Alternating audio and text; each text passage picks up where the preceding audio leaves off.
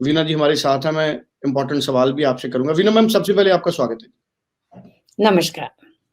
Thank you so much. Veena ji, लगातार आप इस कोशिश में हैं कि हमारे वो स्टूडेंट्स जो ऑस्ट्रेलिया जाना चाहते हैं उनके लिए एक इंडियन पाथवे की ऑप्शन है। मतलब कि वो 6 महीने से लेकर 1 साल इंडिया में पढ़ेंगे उसी यूनिवर्सिटी में जिसमें उन्होंने ऑस्ट्रेलिया जाना है, इंडिया से पढ़ना शुरू कर देंगे।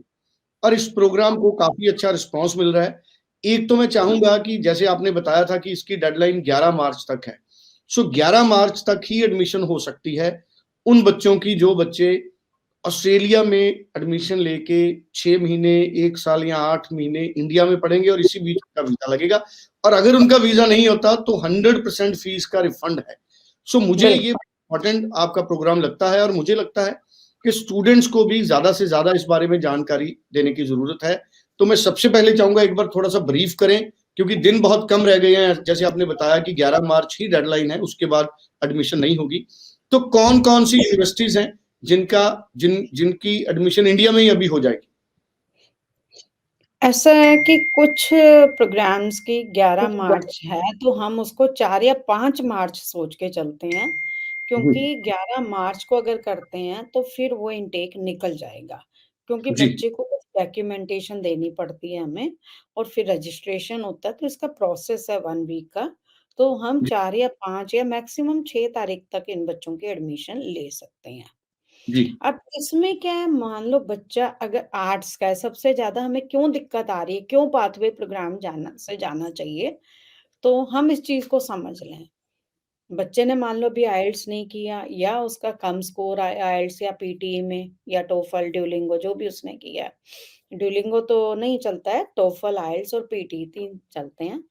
और किसी वजह से उसके पेरेंट्स के आईटीआर सबसे ज़्यादा प्रॉब्लम क्या आ रही है, कुछ यूनिवर्सिटियाँ आईटीआर की वजह से, इनकम टैक्स रिटर्न की वजह से जीटी रिजेक्ट कर रही हैं कि कम इनकम है और फाइनेंशियल्स का सोर्स नहीं है। ये 3-4 चीज़ें हो रही हैं या बच्चा आर्ट्स का है। जी तो इन सब का सॉल्यूशन एक ही है, पाथवे प्रोग्राम। पाथवे प्रोग्राम में हमें 60% चाहिए, दैट्स द ओनली कंडीशन। और बच्चा 23 पास आउट और 22 भी नहीं लेंगे।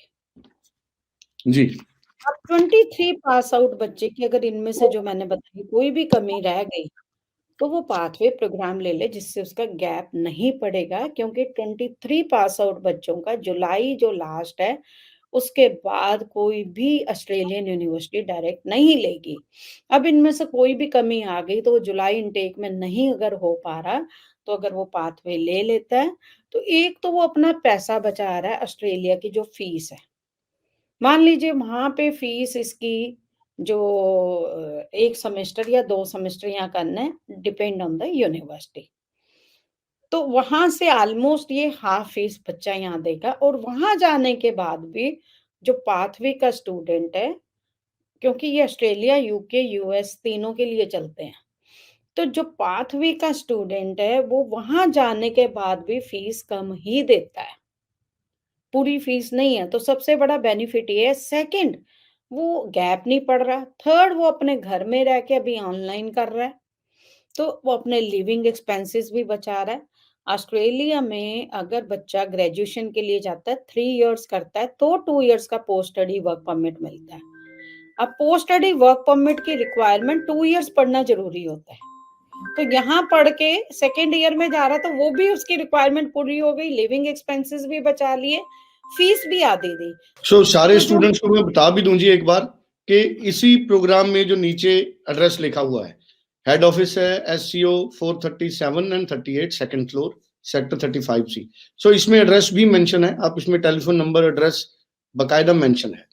जी मैम। अ, वो हम बता रहे थे कि इतने बेनिफिट हैं अगर आपके पाथवे प्रोग्राम के, तो मैं तो सोचती हूँ कि इस टाइम जो वीज़ा की थोड़ा डाइसी सिचुएशन चल रही है, कि 6-8 महीने में वो भी सब क्लियर हो जाएगा, बच्चे का पैसा भी बच जाएगा, जीटी के डॉक्यूमेंट्स भी तैयार हो जाएँगे।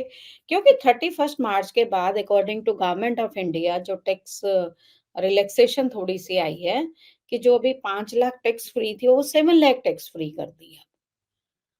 तो जो 31 मार्च के बाद की जो टैक्स रिटर्न भरी जाएँगी, अब पेरेंट्स की दोनों की मिला के 14 लाख तो टैक्स फ्री इनकम हो गई, जो कि हायर साइड पे कुछ यूनिवर्सिटियाँ 16 लाख माँग रही हैं। अब मान लो ग्रैंडफ़ादर या ग्रैंडमदर है या दा नाना-नानी है, वो भी डायरेक्ट स्पॉन्सर्स में आते हैं या कोई भाई-बहन है, तो 4-5 लाख की वो भी अपनी टैक्स रिटर्न भर सकते हैं। तो मतलब ये मिला के बच्चे का केस बहुत स्ट्रॉन्ग होता है।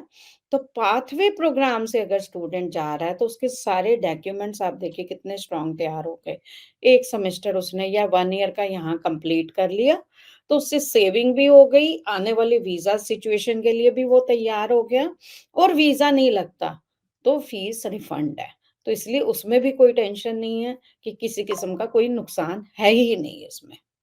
अब जैसे ये बच्ची कह रही थी कि ऑफर लेटर के 44,000 एंड पता नहीं कैश लेटर जो कि ईएसएल प्रोग्राम है जिसमें कि हम लोग 150 पाउंड पे करके कैश लेटर मंगवाते हैं। तो वो भी बहुत ज़्यादा तो आई डोंट नो कहाँ की है इसीलिए मैंने इसको ऑफ़िस बुलाया है। तो वो सारा देखने के बाद ही हम काम करते हैं, हर स्टूडेंट के साथ जस्टिफिकेशन हो। मैम इस तरह की रिपोर्ट्स हैं कि जुलाई इनटेक में ऑस्ट्रेलिया से अच्छा वीज़ा मिलेंगे। अब क्योंकि आप तो 26-27 साल से ऑस्ट्रेलिया कर रहे हैं, आपका एस्टीमेट क्या है? देखिए जी, अभी हाई कमीशन पे बहुत प्रेशर पड़ा हुआ है। जो हमारी ऑस्ट्रेलियन एसोसिएशन की बॉडी है, उनकी तरफ से भी मिनिस्टर्स को काफ़ी मेल्स, लेटर्स आ रहे हैं और यूनिवर्सिटीज़ का भी काफ़ी प्रेशर है। इस वजह से आप देखो इस समय वीज़ा रुके हुए हैं और यूनिवर्सिटीज़ ने सीओईज़ कैंसल कर दी हैं।